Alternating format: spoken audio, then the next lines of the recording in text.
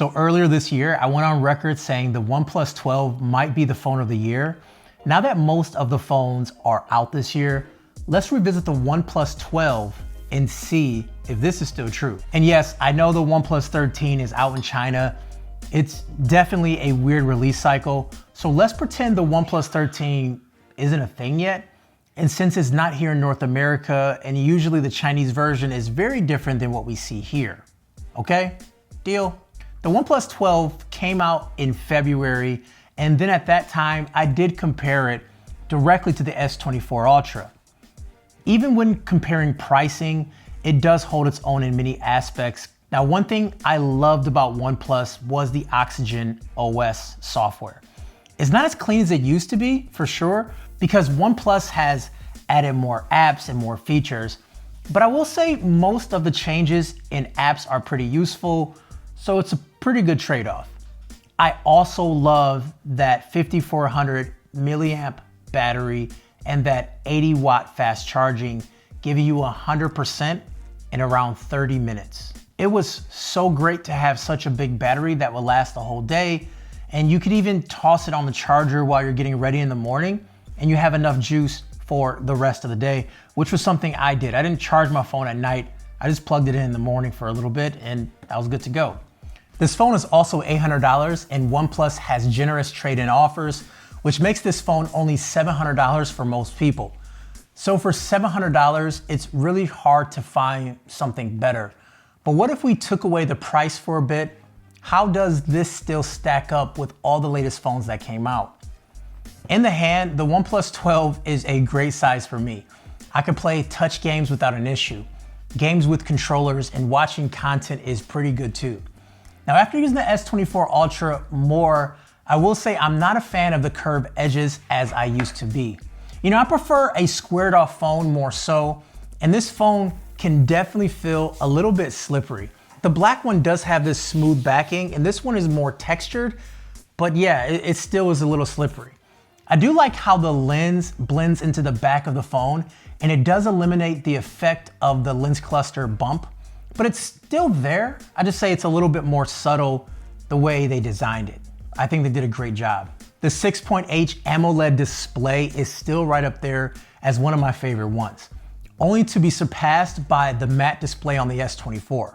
This display gets bright with 4,500 nits of peak brightness, so using this phone in harsh, direct sun is still very easy and readable.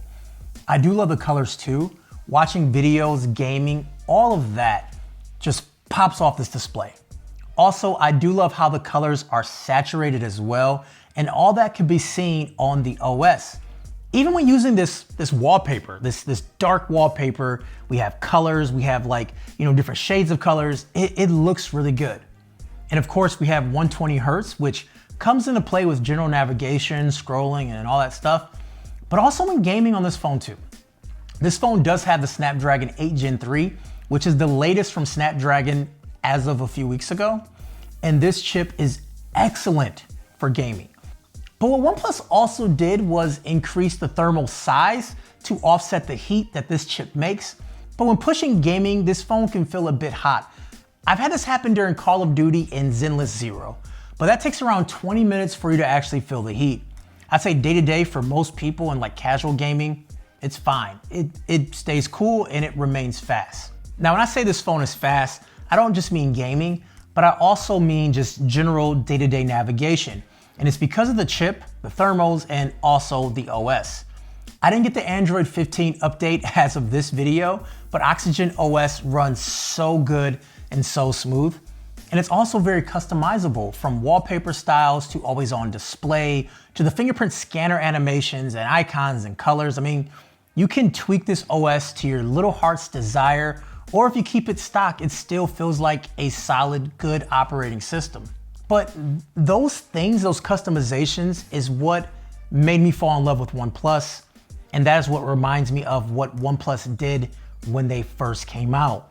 They got a third-party software and they pretty much put it on the phone and gave you all these abilities to do things that you do with third-party software and, made it stock, which I think is great.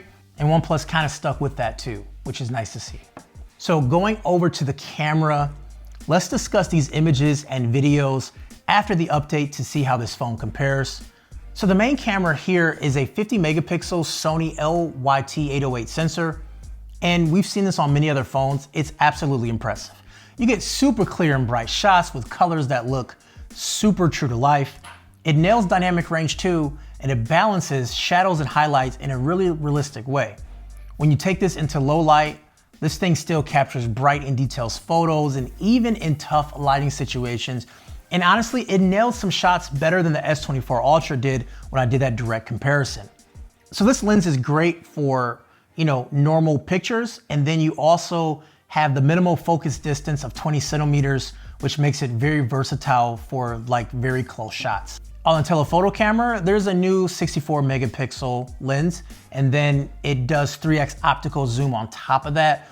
And then it uses like AI and computational photography to make that more smooth. And I think that is a big upgrade for OnePlus. They finally have a great telephoto lens. The ultra wide camera is pretty solid at 48 megapixels. It's not the best that we've seen because Samsung and Apple upgraded their ultra wide camera and it's really good. So this is a step behind those guys, but I still think it's still pretty solid. Overall, this camera system is very versatile and it works great in all kinds of lighting. And at times it holds its own against what Samsung and Apple has. But overall, I would say this camera is still behind these guys. It's like tier B. I wish this was the same for video, but video is still behind what others can actually do. The video can look a bit muddy and the colors does shift with motion.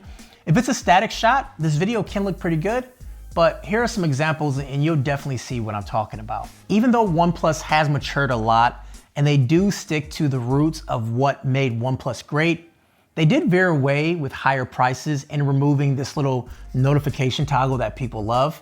But OnePlus did steer back the ship in a great way, and we're definitely seeing it with the 12.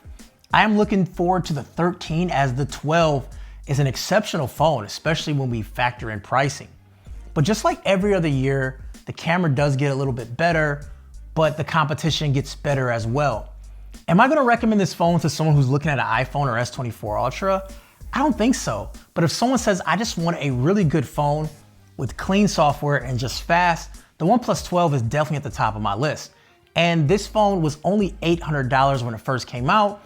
And then they had these great trade-in offers that can bring the price down even more. So for $800, you cannot beat this phone at all. For $1,000, you cannot beat this phone at all. So this phone still is an amazing, great phone. If you're looking to pick one of these phones up, maybe find like a good used one because the 13 is right around the corner and it should be around the same price, or just wait for the 13 to come out and let this thing drop down even more because you're gonna enjoy this phone. Anyways, those are my thoughts. I wanna know what yours are. Sound off down below. Kevin the Tech Ninja. Have a great day. I'll see you guys later.